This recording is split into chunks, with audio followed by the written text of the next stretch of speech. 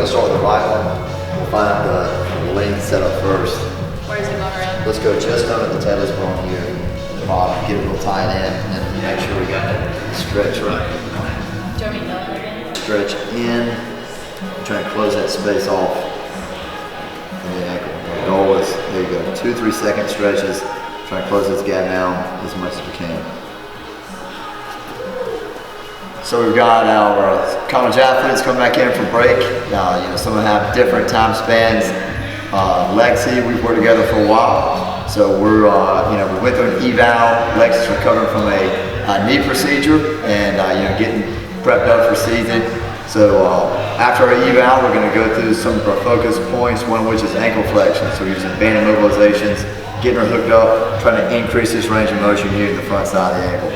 And especially when we're talking about knees, a really good way to make sure we protect the knees is focus around the hips and the ankle strength.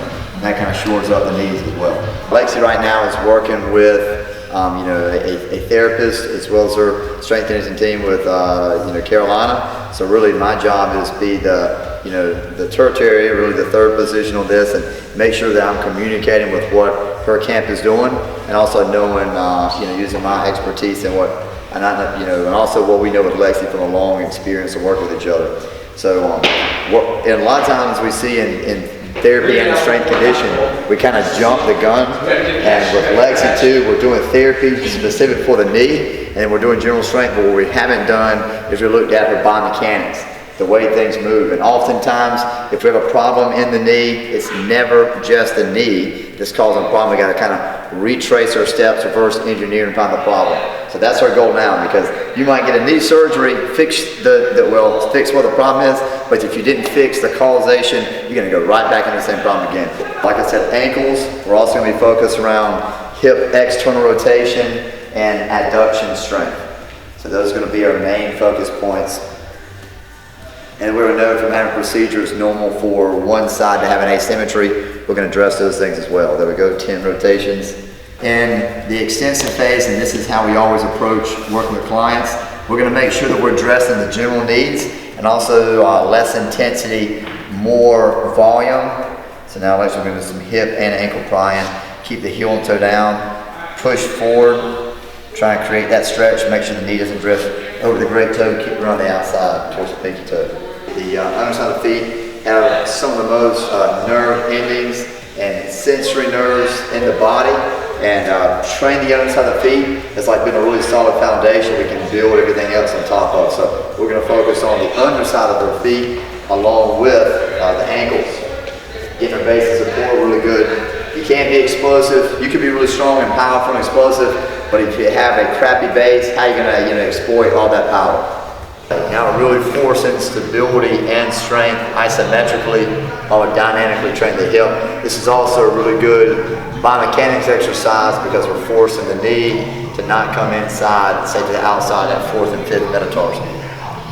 This is something else that's often neglected. The toes have to flex well to get the full potentiation, especially if we're making a ground contact. So for an explosive athlete, whether it's a power athlete that's swinging the bat, throwing, or sprinting, you have to be able to get toe flexion to maximize not just the swing, also your step, but when you're making a play too. She's at a phase now where she's been released to do a full activity, and she's already been working with her staff up at school.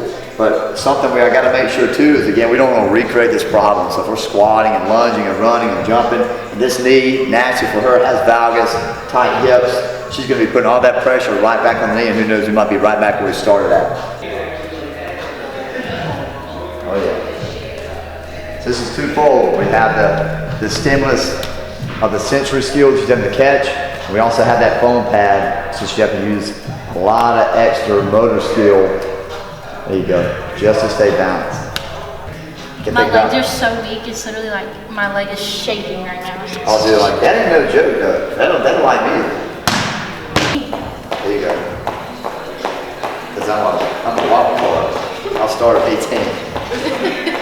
So this is our level 1 plyometric drills. Extensive phase, time-based, distance-based. We're not worried about max intensity. That should be our second phase, and then our third phase would be true intent. 3, 2, 1. time. Oh yeah. You can see we're focused on the ankles. This is gonna light them up. So now we're gonna go switching, more true intent, stiff leg. That's it. Bounce and switch. Transfer.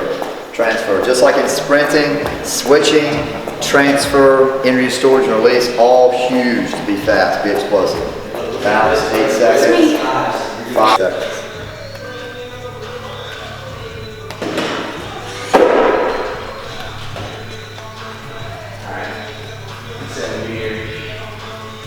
Found it. So squeeze your core, stand tall, and squeeze. Go, drop it down, pull it. 8 seconds. Drive, push, push, push, push. 2, 1, relax. All right, don't come anywhere. I'm now just gonna rotate this way. So now the heel's gonna be planted here. Now we're gonna take the knee down. Take the knee down. Yeah, so we're gonna find that end range here. Same thing, once I find it, we're gonna create a stretch, open the hip, keep pushing, keep pushing, keep pushing. All right, we found it, and go, 10 seconds hard. Push, push, all you've got, push. Active range of motion, keep pushing, squeeze the legs on the ground, and relax. So we call this P&F stretching, and what we're looking at here is that reciprocal inhibition. So I'm basically gonna actively and passively maneuver the joint, so then we should increase that range of motion and the healthy blood flow that we're getting to that tissue. That's it, stand tall. Try and relax, but stay present. There you go. We'll start 20, 30 seconds here, not a terrible amount of time. But again, we're trying to create some active and passive range of motion. 20 seconds is not a terrible. No, Lord, that could be like 2-3 minutes. But it's already open up. Keeps getting better, keeps getting better. 8 seconds left. Oh yeah, 3, 2, 1, and relax. I'm sure the camera you catch, we'll look back in the film and see it open up over time. Pretty cool to kind of slow mo and go look at that. Oh yeah. You guys think about like a rubber band at home. You know, like a brace rubber band? Like once it goes through braces, a little circle band. How much pop can you get in that little thing? Not a lot. But you get that big, like the ones you get at the, I don't know, the Walmart, the Sears, the Sam's discount club, bro. You get them big ones, they get a lot of snap on them. So if we have shortened joint range of motion, we're limiting power. We gotta maximize the power.